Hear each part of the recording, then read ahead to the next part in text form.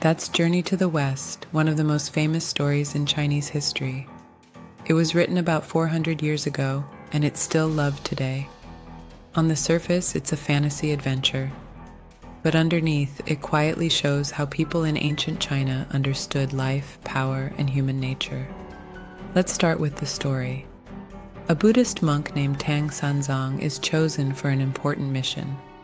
He must travel from China to India to bring back sacred Buddhist scriptures. These texts are supposed to bring wisdom and peace to his country. The problem? The journey is long, dangerous, and filled with monsters. So he gets 3 unusual protectors. First is Sun Wukong, also known as the Monkey King. He was born from a stone and has incredible powers. He can fly on clouds, change shape, and fight thousands of enemies at once. But he is also proud and rebellious. Earlier in his life, he caused chaos in heaven because he thought he was as powerful as the gods. As punishment, the Buddha trapped him under a mountain for 500 years. When Tang Sanzang frees him, Sun Wukong must promise to protect the monk and behave himself. The second companion is Zhubaji, a half-man, half-pig creature. He used to be a general in heaven, but he got kicked out for bad behavior and love of pleasure. He's lazy, always hungry, and easily distracted. But deep down, he has a good heart. The third is Sha Wujing, a quiet and serious river demon.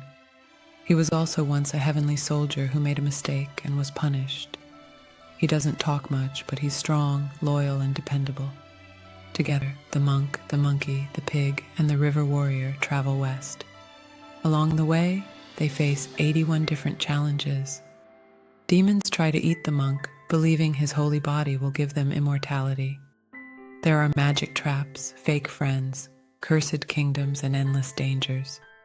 It sounds like a fantasy action movie, but this story also shows us how people in ancient China saw the world. First, look at heaven in the story. It isn't just clouds and angels. It looks like a government office. There are rules, ranks, punishments, and job titles. Even gods have bosses.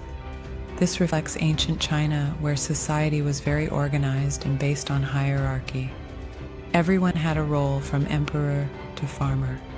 Sun Wukong's early rebellion against heaven is important. He is strong, smart, and fearless, but he creates chaos because he refuses to respect order. In the end, he doesn't win by staying rebellious. He grows by learning self-control and responsibility. This reflects an important Chinese value. Power is good, but only if it is guided by discipline and moral behavior. Next, think about what the 3 disciples represent. Sun Wukong, the Monkey King, represents the human mind, clever, creative, but also restless and proud. Zhubaji, the pig, represents human desire, food, comfort, pleasure, laziness. Sha Wuding represents patience and endurance, the quiet strength that keeps going no matter what. Tang Sanzang, the monk, represents faith and spiritual purpose. He is physically weak but mentally strong. Their journey is not just across land. It is also a journey inside the human heart. The story suggests that to grow as a person, you must balance intelligence, desire, strength, and faith. The monsters they fight also have meaning.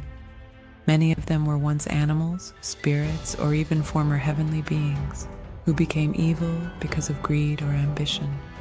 This shows a belief that anyone can fall into darkness if they lose control of themselves. But it also shows that change and redemption are possible. Buddhism plays a big role in the story.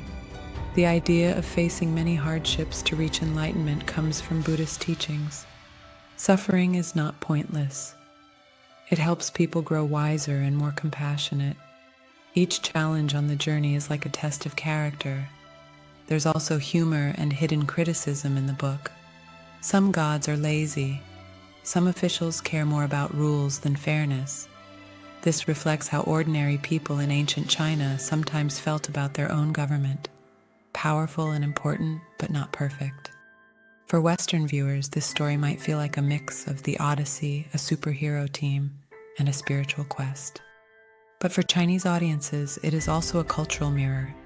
It teaches lessons about self-control, respect for order, loyalty, and inner growth. By the end of the journey, they finally reach India and get the sacred scriptures. Each character is rewarded.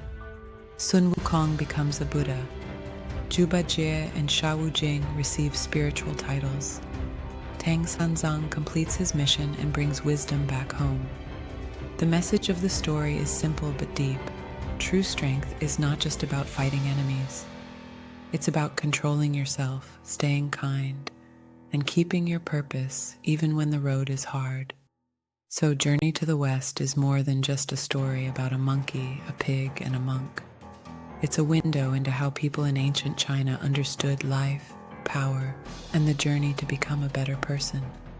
And that's why, even after hundreds of years, this story is still told, retold, and loved across generations.